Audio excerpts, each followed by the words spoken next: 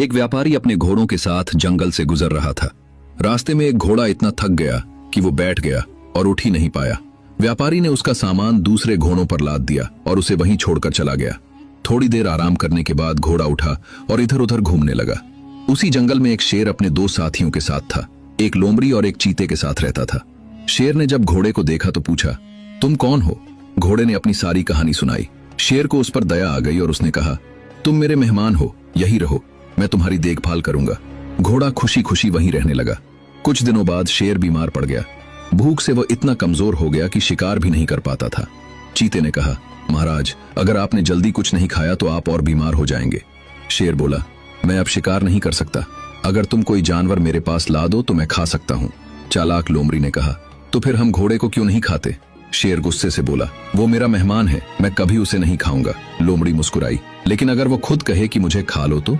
शेर ने सोचा और कहा, हाँ, अगर वो खुद राजी हो तो ठीक है। लोमड़ी और चीता घोड़े के पास गए।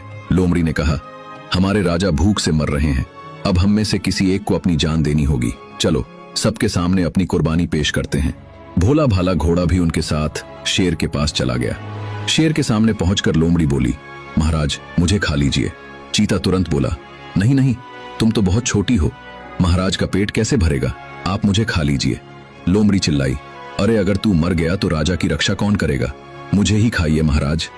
ये सब देखकर सीधे साधे घोड़े ने सोचा, अरे वाह, ये दोनों खुद को पेश कर रहे हैं, फिर भी शेर इन्हें नहीं खा रहा। मैं तो उसका खास मेहमान हूं, वो मुझे तो बिल्कुल नहीं खाएगा।